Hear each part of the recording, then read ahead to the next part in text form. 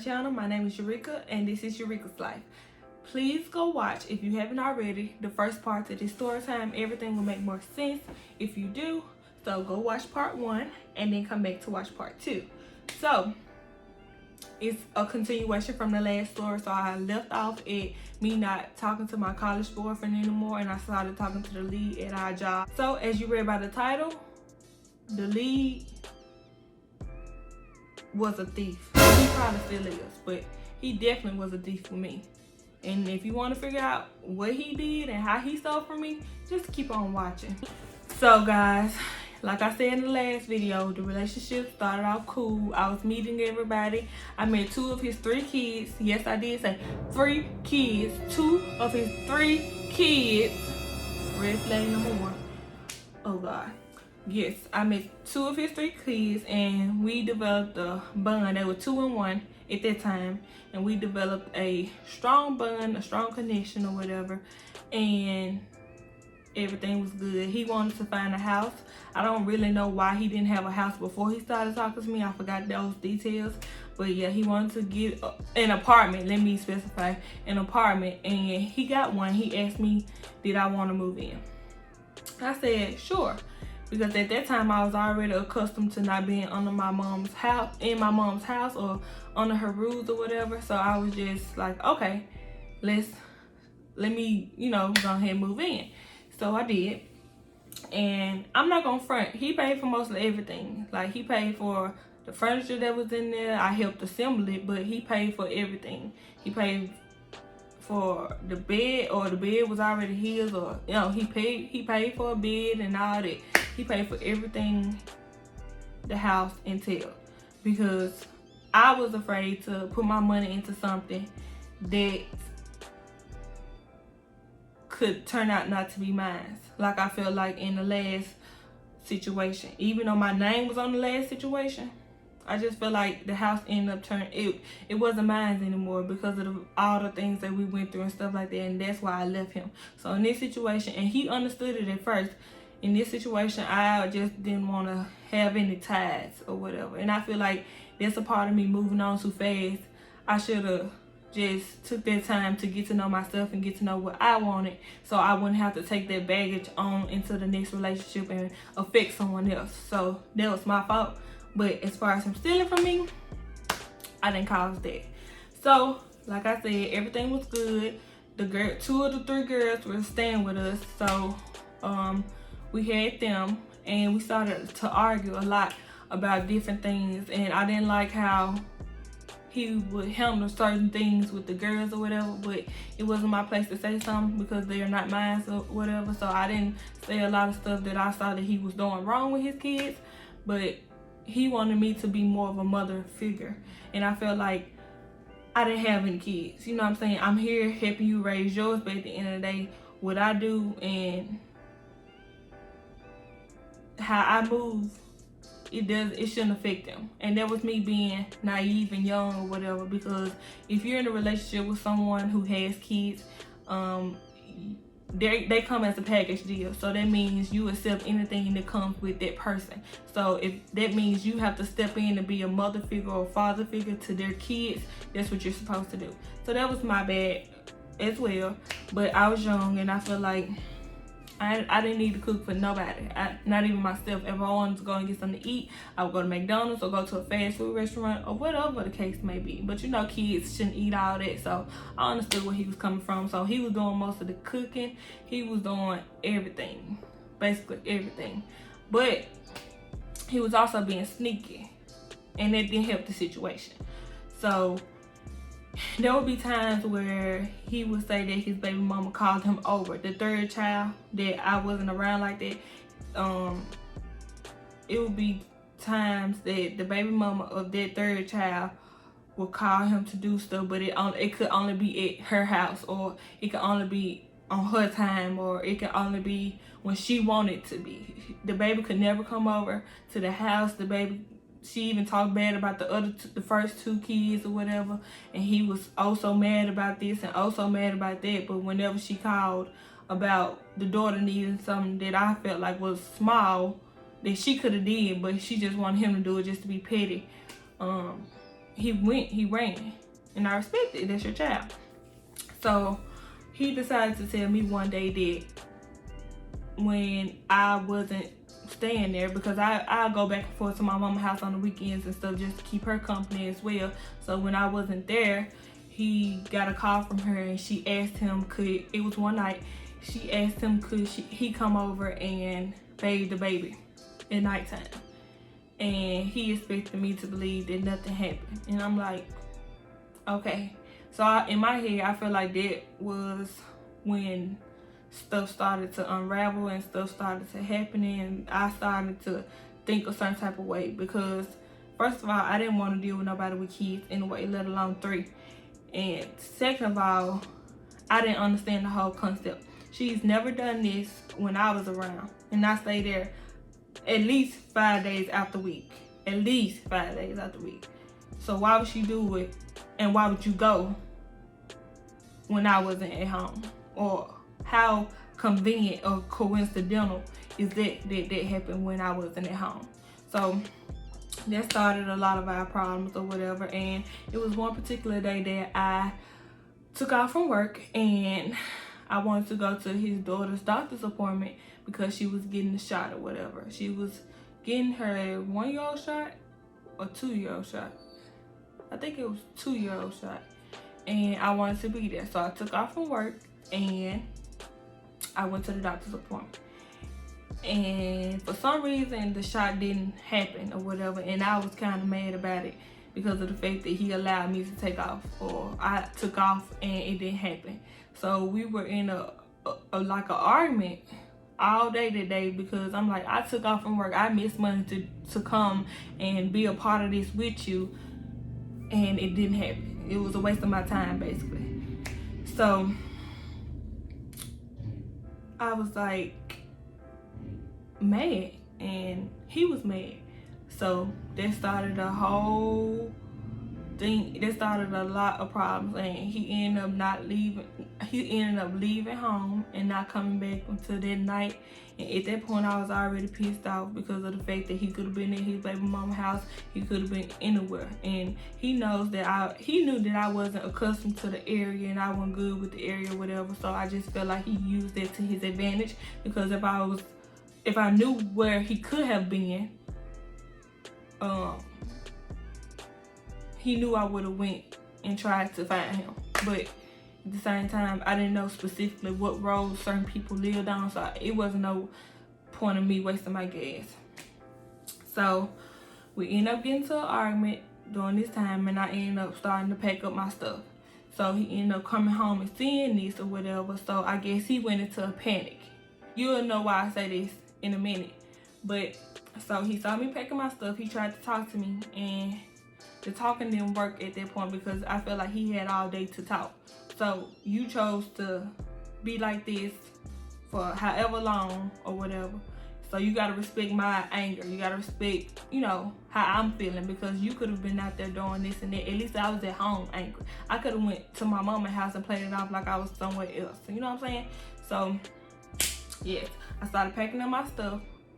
And he came in, he tried to talk to me about this and talk to me about that, and it wasn't working. So I continued to pack up my stuff. So it just so happened that I put my phone down on the dresser, and he was like, don't forget your stuff in the bathroom, because at this point he mad. So he's like, don't forget your stuff in the bathroom. Mind you, I said I put my phone on the dresser. So I was like, yeah, you right, let me go get my stuff. So I went in the bathroom and got my stuff. And when I came out from gathering my stuff out the bathroom, my phone was gone and he was gone as well. So I'm like, why would he take my phone? Because in my head, I'm thinking, oh, he think I'm doing something, so he want to go through my phone, but he don't know my code, so what's the point? Unless he secretly know my code, and now he's secretly going through my phone.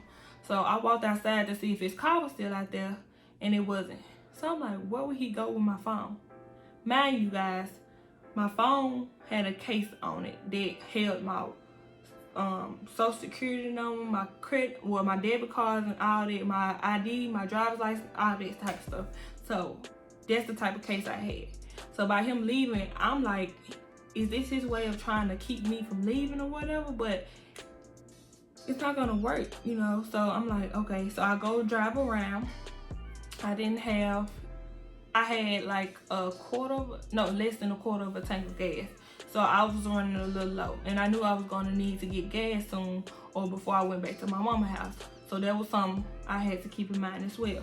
So I was riding around and I couldn't find him like I thought, and I saw a police. So I decided to talk to the police or whatever, and he told me to go fill out a police report. So I was like, okay. So I went to the police station and I talked to them, and I ended up filing a report, and it took however long because it was a long process. It took so long for the people to type out what I was saying, and there was so much they had to do. So after like an hour, I had to leave, and I went home, and he wasn't there still. So I went in the house, looked around to see if he had been there and see if he had put my phone down anywhere, because that's the only thing I was really worried about, and he hadn't. So 5 minutes later, he walked in the door or whatever, and I guess by me being in the bedroom and he walking through the living room, he hid my phone in there before he got to where I was or whatever. So when he walked in, I was like, where's my phone? Because I know you took it. He's like, it's in the microwave. So we had 2 microwaves, one in the kitchen and one sitting on the floor when you first walk in. It was because we wasn't using it, we were gonna get rid of it. So I looked in the one in the kitchen first, and it wasn't in there. So I'm like, what? Forgetting all about the one on the floor. I'm like, what? It's not in the microwave. And then I remembered the second microwave, and I went and looked, and it was in there. So I'm like, why did you take my phone? Did you try to go through it? Did you think I was talking to somebody else? What did you think? What did you do? Blase, blase. So he really wasn't answering any of my questions or whatever. So I just kept packing or whatever, and I gave him his keys when I left. And I just politely got all of my stuff that I had picked up, and it was basically all of my stuff that was there, and I left. So remember when I told y'all I needed to get some gas? So I went to the gas station. Mind you, I just got paid that day. It was a Friday. I had just got paid, and I put the card into the gas thing, and it was giving me problems. Like, you know, normally it gives you problems and it tells you to go to see the cashier. It didn't even say see the cashier. I forgot what it said, but it didn't tell me I had insignificant funds out there either. So I went inside on my own. I was like, it's something wrong with the pump, and I need gas pronto. Thinking that he possibly could be following me, trying to see where I'm going, because in my head he insecure and he think I'm messing with somebody. So I'm like, it's not working. So he was the cashier was like, well, try it in here. So I tried it, and he was like, ma'am, you have insignificant funds. So I'm like, no, it can't be correct because I just got paid. So he told me to try it again. So I stuck it in there, and it declined again. So I was like, don't worry about it. Let me go to the ATM first, and then I'll come back. And he was like, okay, do that. So I went to the ATM, which was like 5 minutes away from the gas station that I was at. And I typed my code in, and I only had $2 in my account. So my mind automatically went to him. Like, I knew he had did it. Like, as soon as I typed it in and I saw the $2, it was him. I knew it was him. Like, it was him. It was him. So I called my mama, and she lived 45 minutes away, because I wasn't talking to him at this point, because I felt like I would have did some bodily harm to this man if I would have tried to talk to him while I was mad about him stealing my money. I was not. So I called my mama and told her the situation or whatever. She had already known we had been arguing or whatever, so she was aware. I always like to tell my mama when I'm arguing with somebody, just in case something happened. Even if they don't seem like the type of people to do that, I still tell my mama. So I told her that she had to come basically put some gas in my car, because I wasn't going to make it to her house, which was 45 minutes away. So I had to sit at a gas station that was closer for her. I was able to get there, and she met me, and she put the gas in my car, and we both left, and I went back to her house. Now the next day, I contacted him, and I texted his phone. I told him that the police were aware of the situation, because I knew he was going to deny it. So I was trying to throw the police in there just to scare him or whatever, but it didn't work. He was like, I don't know what you're talking about. He always denied it or whatever. So I had to go to my bank, and no, I had to wait till Monday because it was Friday. So I had to wait till Monday until the banks were open, and I had to get a statement from the bank, and I had to see where this money was taken out at. I had to see what time it was. Of course I knew around what time it was, because I knew when he left the house. So I went to the bank and got the statement, and they basically could tell me everything that had happened. They told me the street the bank was on. They told me the bank it was. They told me the fact that he tried to put in the wrong PIN at first, and I know people gonna ask how he knew my PIN. So y'all know when y'all go to the gas station with y'all dudes or whatever, and you choosing to pay for the gas, but they're pumping it, and instead of the zip code popping up, they ask for the PIN. So I'd be like blah blah blah blah blah, and that's how I guess over so many times of doing it, he just remembered it. But they told me that he put in the wrong PIN at first. He then got it correct. They told me that he tried to take too much money out, and then he tried again, and he took too much. He tried to take too much money out again, and then the third time, that's when he was able to take the money out or whatever. But I'm like, at this point, the ATM or whoever see that he's putting in the wrong PIN a couple of times. You know what I'm saying? Well, at least one time. I just assumed that they should see that it was a suspicious thing going on, because of the fact that it took him too many times to get it correct. So I'm like, okay. So I went back to the police station, and I gave them that information to add to the police report or whatever. And I went to the bank that he went to, the bank or the ATM that he went to, so to talk to them to see if I could see the security footage, because that's all I needed, says the police. That's all I needed, was to see that it was him taking my money, and I would have a strong case against him or whatever. So I went to the bank, and basically they told me that I would have to have a detective to be able to see the security footage. So that means I would have to go back to the police station and I guess get a detective assigned to my case, and then that detective goes to that bank and then watch the footage with me, and we do it that way. So I went back to the police station, and they basically gave me the runarounds. They never gave me a detective. They never assigned me a detective. They never told me about any detectives in the station. They never did anything. They basically pushed it off.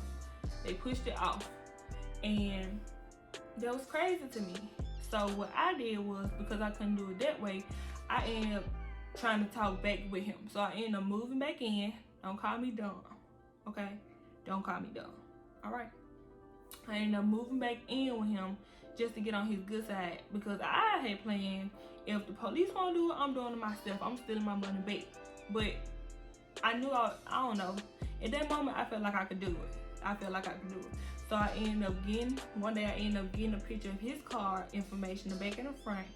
But then I was like, I'm not the type of person to steal from somebody. I just can't bring myself to steal. I don't care how bad somebody did me. I can't steal from them. You know what I'm saying? So he ended up taking me on a shopping spree, and he felt like that was the money that he stole from me. He felt like that was his way of repaying me, and I told him that wasn't the way. That was not the way at all, because at the end of the day, what you choose to buy for me is something totally different from what you stole from me. So you can't put the two together. So we ended up breaking up, and I ended up talking to somebody else, and that's who part 3 will be about. And that will probably be enough of ex-boyfriend stories for a while. But yeah, so I eventually moved to a new state, which you'll learn in part 3. And like a week or two in, I found out that the guy that stole my money from the ATM also went and got 2 phones from Sprint in my name. And I'm like, how was he able to even do that? I thought they asked for social security numbers. I thought they asked for a picture of your ID. I thought they asked for a lot of things at these cell phone places or whatever, but apparently not. So, or apparently they did, and he had the information to provide. So my theory is, because I still don't know to this day, that because he had my phone case, he took a picture of everything in there, and he was able to do so much. And the reason why I know about the phone is because the credit bureau called me, and they told me that if I don't know how it worked, but they said they were a credit bureau, and they was like that it was something pending on my credit, and if I didn't handle it soon, it would just be on my credit for I guess the 7 years that stuff be on your credit. So I'm like, I don't even know about this. I didn't do this, I didn't do that. So they told me that I needed another police report.